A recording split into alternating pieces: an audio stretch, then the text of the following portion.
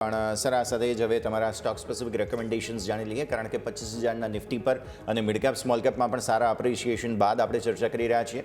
શું સંકેતો ધ્યાન પર રાખી રહ્યા છો તમે? કયા સ્ટોક પર સ્ટ્રેટેજી બને છે અત્યારે? એક પહેલી જે પસંદગી છે ઇન્ફોએજ નોકરીનું કાઉન્ટર છે. ઘણું સ્ટ્રોંગ મોમેન્ટમ છે.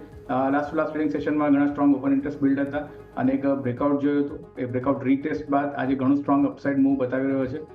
બાઇંગની સલાહ છે નોકરીની અંદર 1430ના સ્ટોપ લોસથી. લક્ષ્યાંક ઉપરમાં 1600 રૂપિયાનો એક એક્સપેક્ટેડ છે. બીજી જે પસંદગી છે એ મિડ કેપ કાઉન્ટરમાંથી રહેશે. ઇન્ડોબોરેક્સ કેમિકલનું કાઉન્ટર છે, જેની અંદર આપણે જોયું કે એક કન્સોલિડેશન રેન્જ જોવા મળી રહી છે આફ્ટર બ્રેકઆઉટ અને ઘણા સ્ટ્રોંગ વોલ્યુમ્સ એક્યુમ્યુલેશનના જોવા મળી રહ્યા છે. તો મારા હિસાબે જે રીતે 20 ડેઝને હોલ્ડ કરી રહી છે મૂવિંગ એવરેજને, સ્ટોકની અંદર એક આઉટ પરફોર્મન્સ જોવા મળી શકે છે ફ્યુ ટ્રેડિંગ સેશન્સમાં. તો ઇન્ડોબોરેક્સ કેમિકલની અંદર બાઇંગની સલાહ છે 178ના સ્ટોપ લોસથી. લક્ષ્યાંક ઉપરમાં 210ના એક એક્સપેક્ટેડ છે.